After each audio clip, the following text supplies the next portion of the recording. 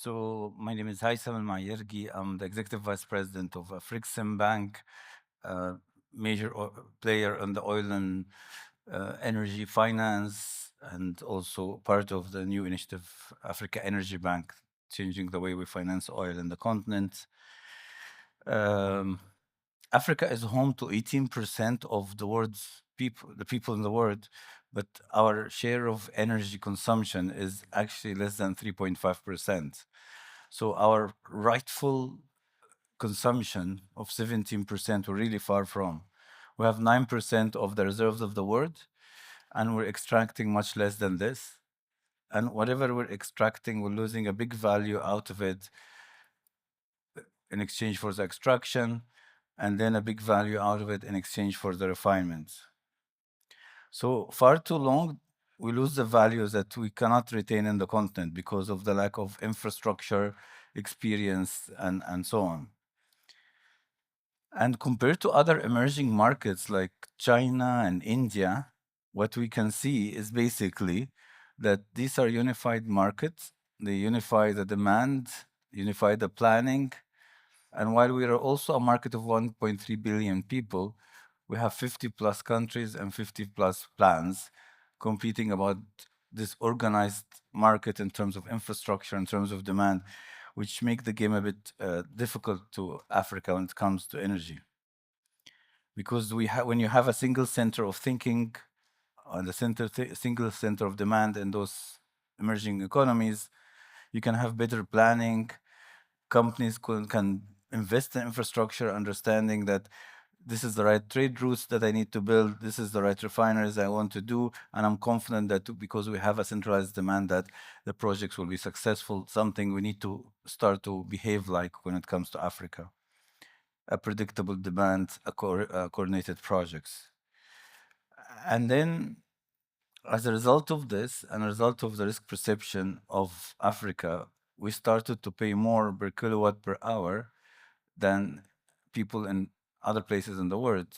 You do the same project in Europe, it will cost you much less than doing it here because the country rating, the private sector rating, the banks rating are not in favor of giving good rates when they borrow to lend into this project. So you end up paying more for the same kilowatt per hour.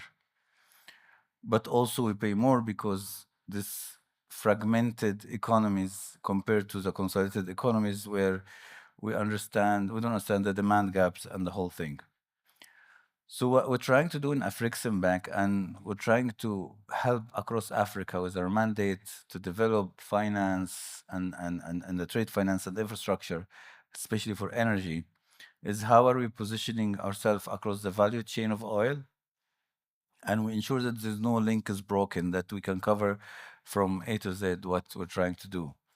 So if you look at upstream and where the energy is born at the beginning, and you look at the work we're trying to do with the different governments, private sector, when in reserve-based lending, drilling, upgrading of existing fields, installation of new production infrastructure, and this intervention multiplied the daily output of a lot of countries, companies, and it's structured around the repayment streams to put less load on the sovereigns and their borrowing capacity.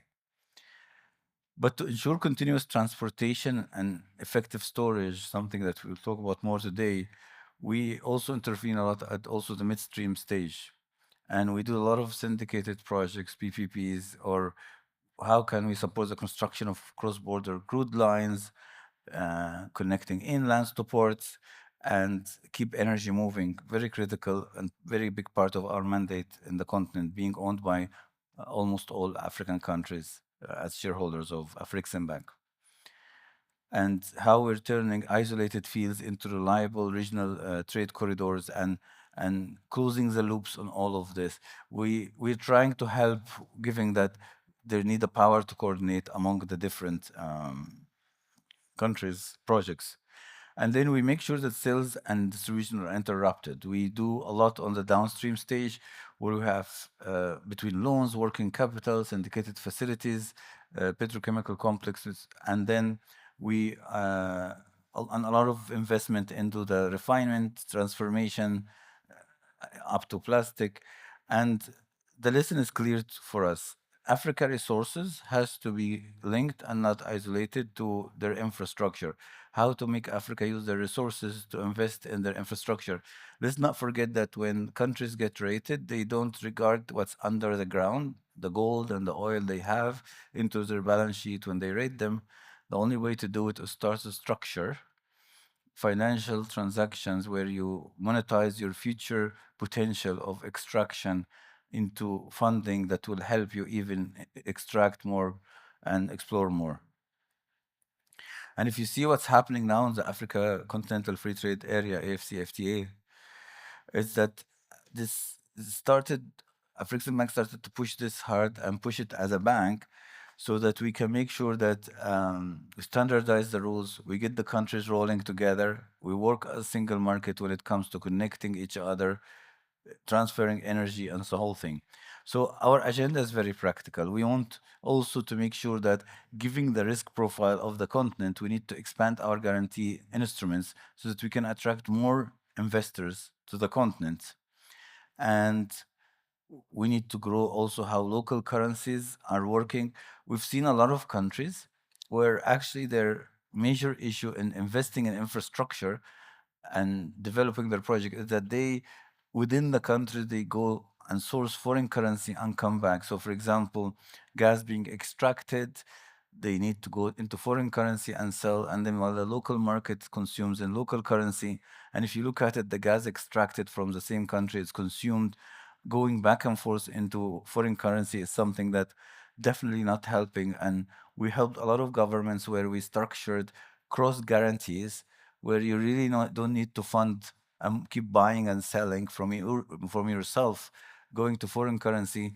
And as you know, the latest statistics, this continent lose around $5 billion every year just going to foreign currency and back to conduct their trades.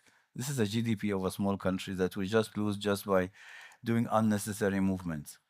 So a lot of work is being done into how to secure those in a smarter way, reduce the pressure on the physical and pressure. So we don't lack ambition, we just need to coordinate. We need to get affordable capital. For us to do infrastructure and piping, we need government to make their banks stronger and stronger, invest their capital so we don't need to rely on foreign capital.